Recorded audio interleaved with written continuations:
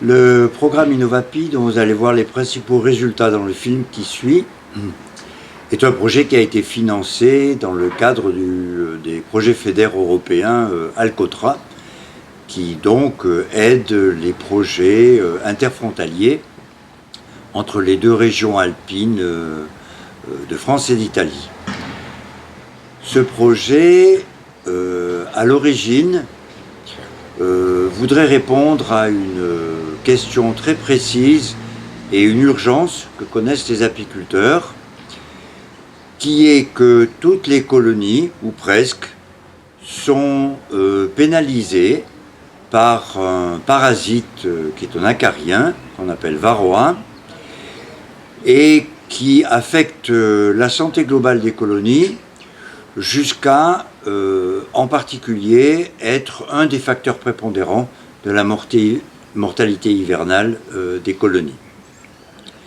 C'est un problème absolument général et c'est une urgence parce que les traitements dont disposent les apiculteurs, qui sont essentiellement à base de médicaments de synthèse, commencent à connaître des sérieuses limites, en particulier du fait de l'apparition de résistance de varroa à ces médicaments. Les Italiens ont depuis quelques années changé le point de vue sur le traitement de varroa et se sont attachés à développer des méthodes qui, plutôt que de se servir de médicaments, interviennent sur le cours de la biologie des populations, en particulier en intervenant sur le couvain des colonies, qui est le lieu de reproduction du parasite varroa. Cette méthode, qu'on appelle le retrait de couvain, connaît un certain développement en Italie et n'est pas vraiment utilisée en France. Nous avons donc cherché à développer, grâce à la collaboration de plusieurs partenaires, un programme qui valide de façon expérimentale et scientifique cette pratique utilisée en Italie. Les partenaires de ce projet sont à la fois des professionnels, des apiculteurs professionnels, des associations de professionnels apicoles qui emploient des techniciens responsables d'expérimentation sur le terrain et des laboratoires de recherche. Il s'agit donc précisément de l'UNAPI en Italie, de l'ADAPI en France, du département d'ISAFA de l'Université de Turin et de deux unités de recherche de l'INRA en France, abeilles et environnement, et biologie et processus spatiaux de l'INRA PACA. Ce projet a voulu donner une réponse concrète aux apiculteurs en validant la méthode italienne, et vous le verrez dans les résultats qui suivent. Je voudrais simplement signaler que ce projet a d'abord été une excellente et très belle coopération et expérience de collaboration entre des professionnels, des techniciens et des universitaires, et que les résultats que vous allez voir ont la qualité de l'enthousiasme et de la compétence de tous les acteurs qui n'ont ménagé aucun effort pour mener ce projet à terme, et donc vous allez voir maintenant les résultats.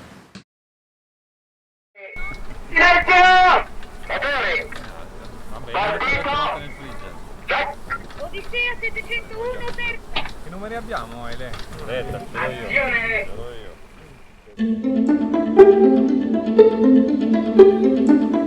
C'est-à-dire, on a commencé à faire des pratiques, par exemple, pour moi au mois de janvier, au commencement de février, pour faire partir la déposition de la nouvelle année avec deux divisoires isolés pour obtenir un nid plus petit avec donc un couvain qui n'est pas dispersé et mieux gérable au point de vue thermique. On a mis en place ce système-là d'encagement de la reine, c'est-à-dire on est passé une approche qui était uniquement la médecine pour le parasite, antiparasitaire, à imaginer quelque chose qui était lié au cycle de la vie des deux, qui est entré en question. On n'est pas seulement de religieux qui adorent les petites abeilles. Non, on fait des choses, mais on fait des choses raisonnables, vraiment raisonnables. Et ceux qui chantent sur le fait qu'il est raisonnable, c'est qu'on a le vide sanitaire, où plus ou moins on travaille sur l'hygiène. Pour les virus et pour les nosémois, je crois que ce soit très intéressant ça. Et on a de l'autre côté, on a, pour moi c'est ma médaille. Hein. Quand j'ai les données d'analyse de mon propolis et de ma cire qui disent que je fais ma production et je laisse le moins possible de traces de mon élevage dans l'environnement, ça c'est énorme. Il y a un peu deux mondes séparés dans l'apiculture, c'est-à-dire qu'il y a les apiculteurs conventionnels et les apiculteurs qui travaillent en bio. Donc l'extraction des couvents, c'est commencé dans le monde des apiculteurs en bio. Comme il avait plus de problèmes par rapport à les autres à gérer la varroa. Les apiculteurs bio, ils n'ont pas de saccharicides de synthèse, donc ils ont développé l'utilisation de l'acide organique, comme l'acide oxalique et formico, mais qui ne sont pas tellement fortes comme les autres. Et alors, pour aider ce type d'approche sanitaire, les apiculteurs en bio, ils ont développé des techniques de manip de les ruches, comme la retraite des couvents ou le blocage de la ponte. Mais dans les dernières années, il y a beaucoup de produits qui ne marchent plus, parce que la varroa est devenue résistante. Donc, les problèmes qu'avant, il y avait les apiculteurs en bio, d'avoir trop de varroa, ils ont commencé aussi dans le côté chimique. Conventionnel. Alors, même les apiculteurs conventionnels, ils ont commencé à s'intéresser à ce type de technique. Et aujourd'hui, il y a beaucoup d'entreprises d'apiculture conventionnelle qui utilisent des biotechniques, comme la retraite des couvents ou le blocage de la ponte. Quand on parle des biotechniques, comme la retraite des couvents ou l'encagement de la reine, après ça, il y a toujours l'acide oxalique. Ici, on est sur un des 3 lots du rucher expérimental, le lot rouge, qui est constitué pour moitié de reine coca et pour moitié de reine buckfast. Et c'est sur ce rucher qu'on va faire le retrait de couvain. Le retrait de couvain, rapidement, consiste à enlever les cadres où il y a du couvain fermé pour les mettre dans les ruchettes qui sont à côté des petites ruches, et on laisse dans la ruche d'origine les cadres avec des réserves et des abeilles et la reine d'origine, et on rajoute des cadres gaufrés pour compléter à 6 cadres, et donc on réduit la colonie sur 6 cadres. Le rucher, on va le décrire avec 3 équipes. Une équipe avec Loïc, une équipe avec Anthony et une équipe avec Eleonora. Et chacune va faire cette séparation et donc fabriquer une ruche qui va rester avec la reine et les abeilles et une ruchette dans laquelle il va y avoir le couvain qu'on va laisser désoperculer pour pouvoir le traiter. Le retrait de couvain, donc c'est une méthode pour lutter contre varroa en fin d'été qui nous vient de nos amis italiens.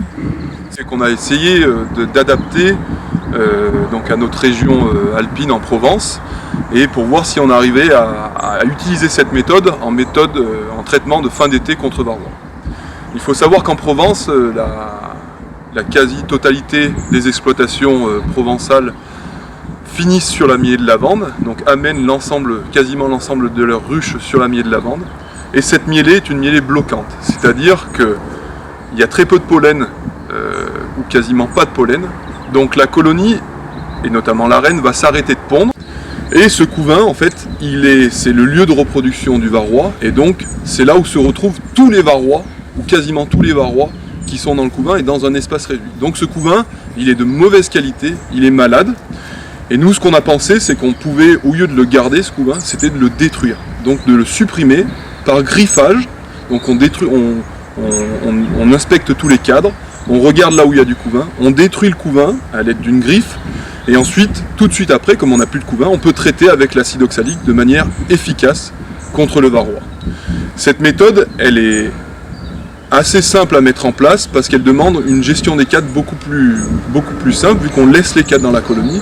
Et ensuite, les colonies, comme elles ont du miel, elles peuvent ensuite refaire du couvain et c'est du coup l'expérimentation qui doit nous dire si cette méthode est adaptable à la région alpine en province.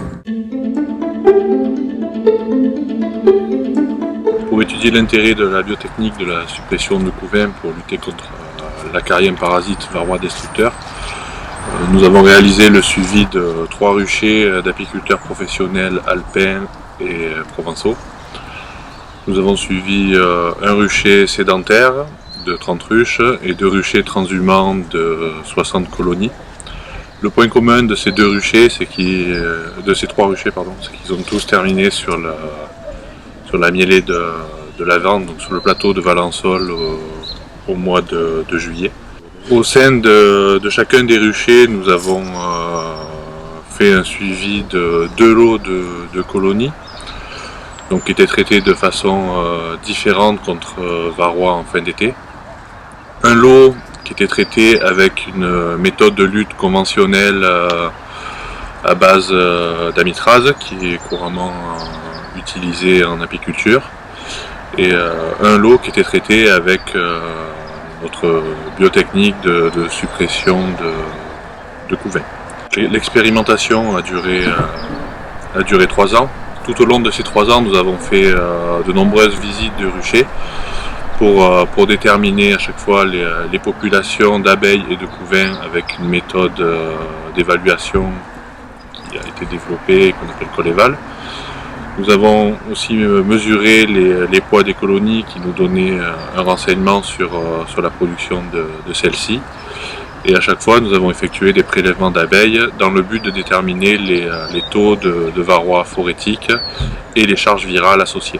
Allora, nei 3 anni di progetto abbiamo visto una differenza anche all'interno delle stesse colonie tra Francia e Italia, sia per quanto riguarda la quantità di api, la quantità di covata, ma soprattutto per quanto riguarda lo sviluppo dell'alveare durante l'anno.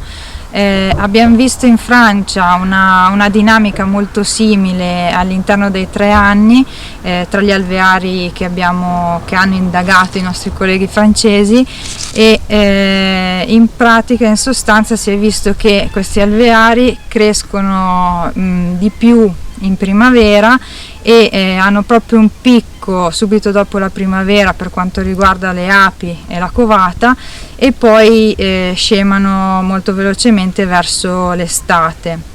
Invece in Italia la dinamica è stata abbastanza differente. Innanzitutto abbiamo avuto alcune differenze nel secondo anno di studio, quindi all'inizio del 2018, per quanto riguarda gli alveari trattati in modo convenzionale o con l'asportazione di covata, sulla ripresa primaverile. Gli alveari convenzionali sono partiti più popolosi e sono partiti, possiamo dire, tra virgolette, meglio.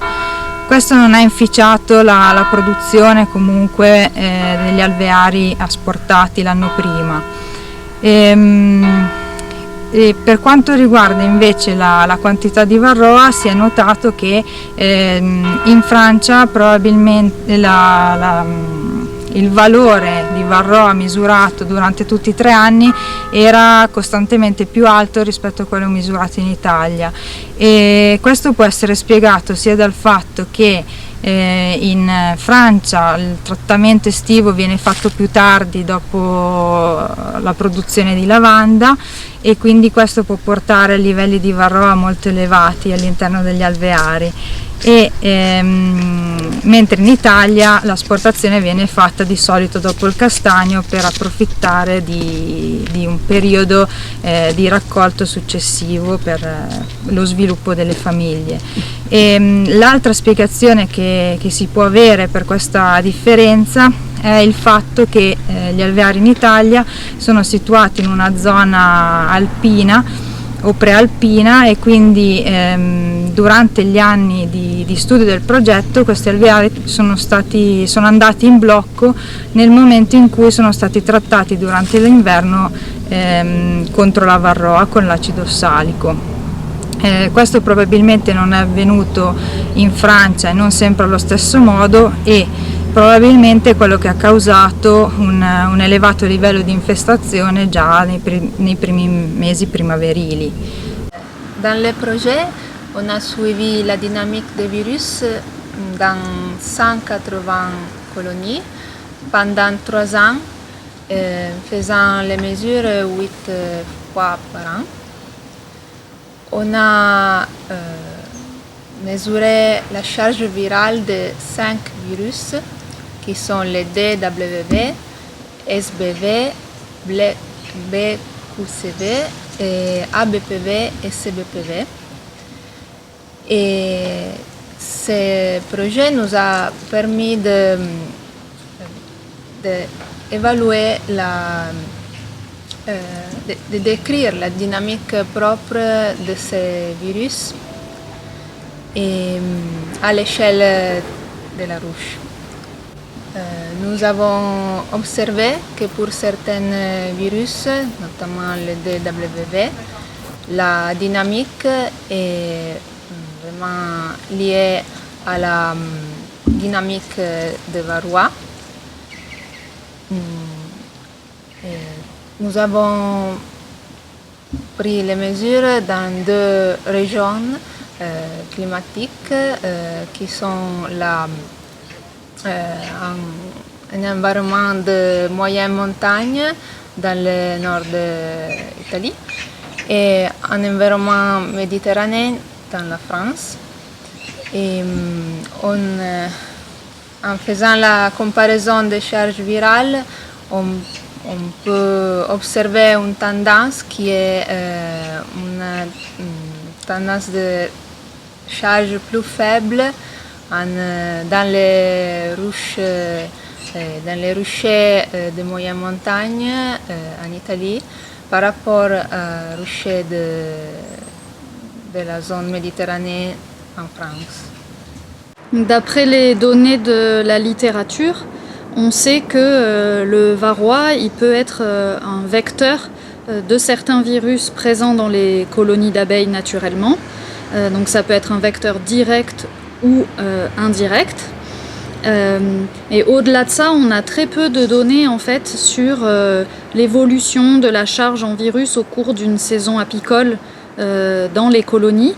Et donc grâce à ce projet Innovapi et au suivi qu'on a pu faire pendant 3 ans des dynamiques à la fois de varroa et de virus, on a acquis un jeu de données très riche sur d'une part les virus et regarder comment ça se comporte au cours du temps en lien avec la dynamique de varroa. On a pu montrer que notamment pour certains virus dont on connaît qui sont très liés à varroa, et c'est le cas du virus des ailes déformées principalement, on a une évolution saisonnière entre le virus et le varroa qui est très similaire. Mais on voit aussi qu'à certains moments de la saison, et notamment en fin de saison et en entrée en hiver, il semblerait qu'il y ait un décalage en fait entre ces dynamiques et du coup que cette forme de couplage qu'on met bien en évidence, elle soit soumise à ce décalage-là. Et ça conduit en fait à ce que à l'entrée en hiver, qui est une période clé pour les colonies, et notamment en lien avec le contrôle de varroa, on est un petit peu moins de virus dans les colonies qui sont traitées avec la méthode alternative utilisée dans le projet Innovapi, donc de suppression de couvain, par rapport à la méthode conventionnelle. Et de manière plus générale, en récupérant toutes les données qu'on a eues dans ce projet, donc c'est quand même un énorme jeu de données, on montre que, en fait, à partir du moment où une colonie a beaucoup de varrois, et beaucoup de varrois, c'est plus de 2 varrois pour 100 abeilles, donc c'est pas énorme non plus, c'est impossible que cette colonie n'ait pas beaucoup de virus.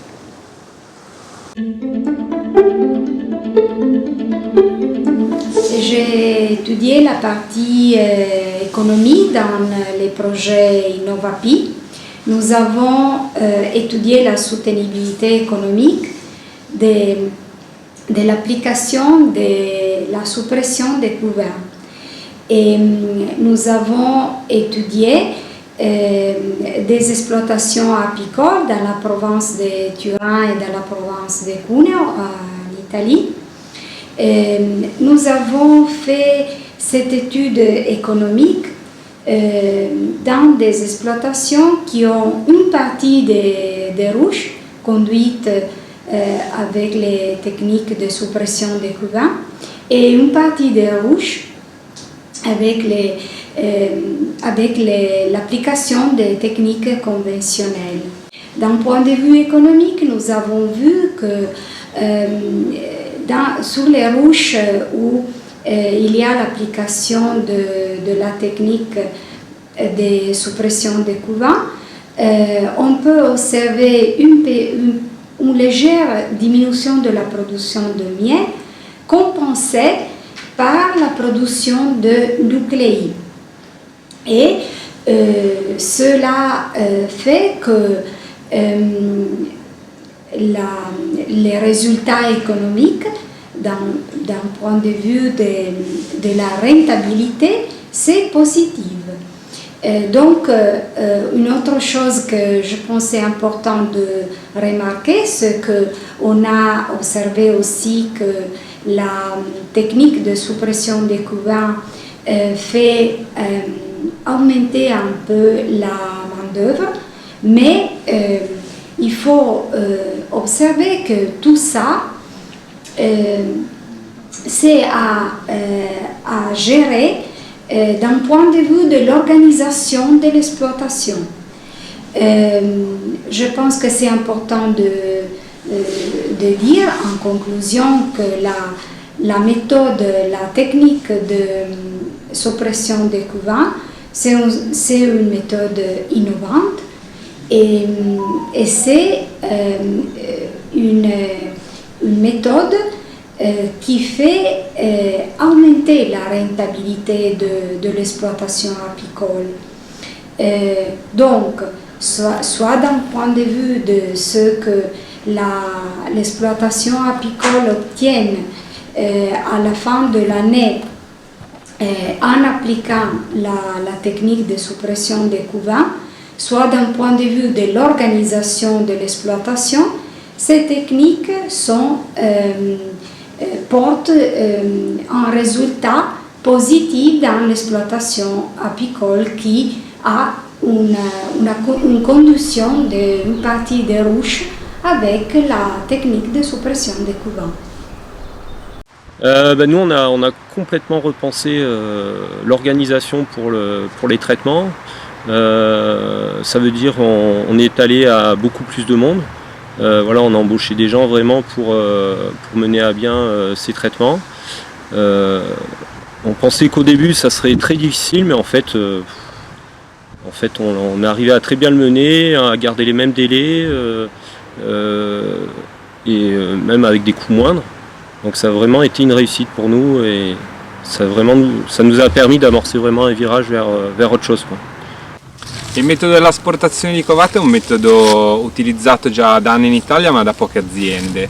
La maggior parte delle aziende hanno ancora molti dubbi sulla validità di poter usare questo metodo perché si ha molta paura che il metodo possa portare ad ottenere delle famiglie troppo deboli per superare l'inverno con più alta mortalità rispetto a metodi più tradizionali per la lotta alla varroa e di conseguenza si ha paura che la produttività nell'anno successivo sia inferiore rispetto ad altri metodi di controllo della varroa. Con questo progetto finalmente abbiamo dei risultati che dimostrano praticamente e scientificamente che il metodo dell'asportazione di covata è un metodo percorribile e che benché le famiglie sì vengano spesso invernate più piccole rispetto a delle famiglie trattate con metodi più tradizionali, questo fattore non interferisca né sulla mortalità invernale né sulla produttività nell'anno successivo all'asportazione di covata. Quindi sì, con questo metodo abbiamo dei risultati che sono assolutamente confrontabili rispetto all'utilizzo dell'Apivar e quindi della molecola Amitraz. Certamente abbiamo più ore di lavoro perché le famiglie che vengono asportate devono essere seguite più a lungo e con più lavoro, e anche i nuclei che vengono fatti dopo asportazione devono essere seguiti. Inoltre il metodo dell'asportazione di covata con l'utilizzo di acido ossalico al posto di una molecola chimica, quindi con l'utilizzo di una molecola organica, permette di rendere l'apicoltura più sostenibile e più esente da residui all'interno di qualsiasi matrice dell'alveare, dalla cera al miele alla propoli prodotta all'interno di ogni famiglia. On a décidé depuis quelques années d'essayer de trouver des méthodes un peu alternatives à l'Apivar et aux méthodes de lutte chimique contre le varroa. Donc on a expérimenté déjà différents traitements hivernaux et on s'est dit que là une nouvelle méthode de traitement pouvait être intéressante avec l'acide oxalique, ce qui évite d'utiliser les molécules habituelles et pourquoi pas un jour dans l'idée de passer l'exploitation en bio. Che però è molto importante il periodo in cui si va a fare, e in questo caso ci sono due possibilità: uno, o anticipa il blocco della covata, l'asportazione nel momento in cui ritiene più opportuno, perché le api poi devono avere la possibilità di ricostituire le colonie, oppure può fare della transumanza e spostarsi in zone costiere dove comunque le famiglie si ripreparano. Facciamo prima questo, poi facciamo un'altra domanda magari. Il motivo principale per cui questa tecnica mi ha affascinato è stato il fatto che ho pensato: ehi, con questo sistema posso sia controllare la varroa sia aumentare il numero dei miei alveari. Le due cose erano compatibili, anzi mi permette di andare a fare gli sciami non all'inizio della primavera ma sul finire della stagione, quindi questo subito mi ha colpito.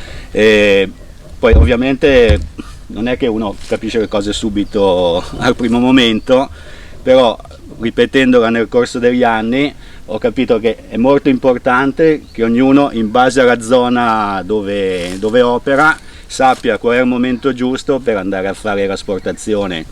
È meglio anticiparla piuttosto che ritardarla, perché poi queste colonie devono avere la possibilità di ricostituirsi e di essere sufficientemente popolose per affrontare l'inverno.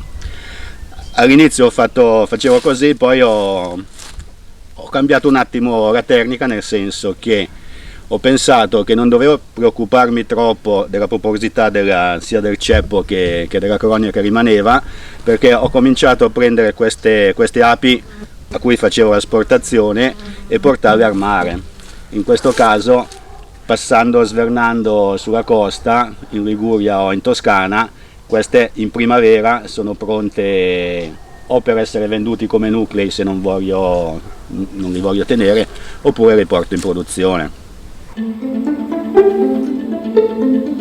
Allora, questo progetto per me è stato molto interessante perché ho avuto modo di provare una tecnica che era già in uso nella mia azienda, vedendo molte misurazioni e il confronto anche con la stessa tecnica effettuata in altri apiari e in altre aziende.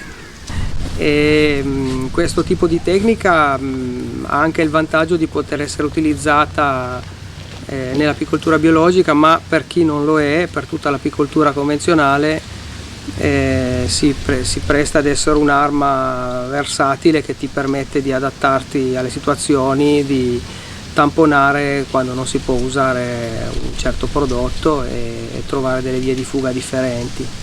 È un sistema che permette anche di essere impiegato in situazioni diverse per fare cose differenti, ad esempio utilizzando in modo diverso la covata che viene tolta, che può essere usata sia per fare nuovi nuclei che per fare direttamente famiglie, che per rinforzare magari nuclei fatti prima, costruiti prima, a cui manca della covata, e in base alle situazioni, in base all'andamento stagionale, può essere un pochino adattato alla situazione.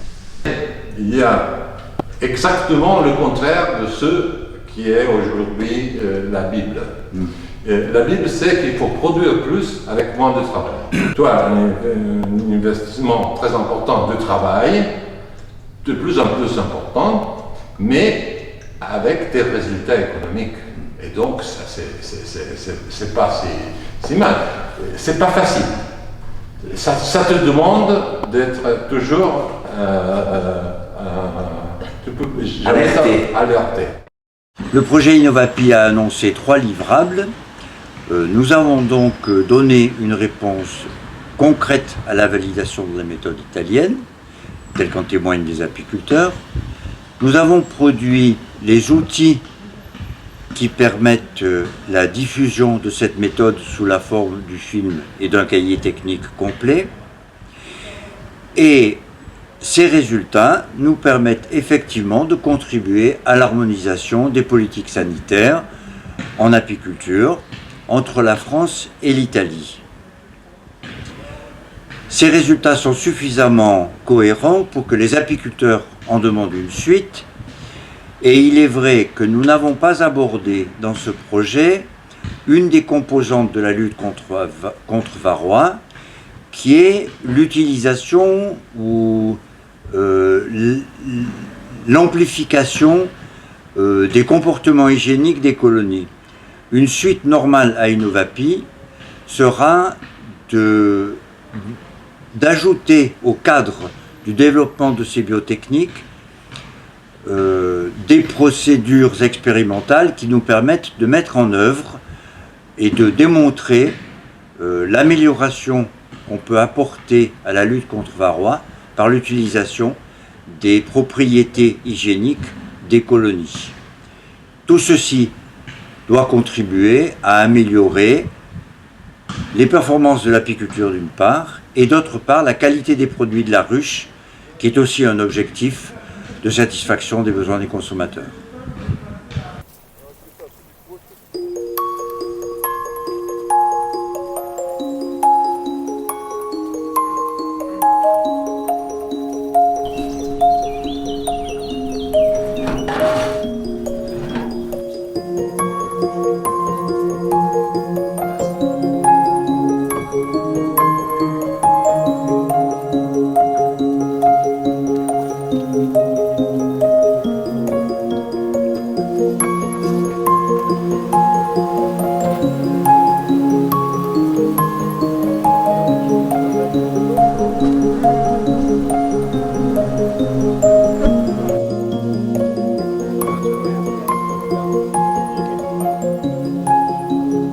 Fare 4, mi dici basta? 1, 1, 2,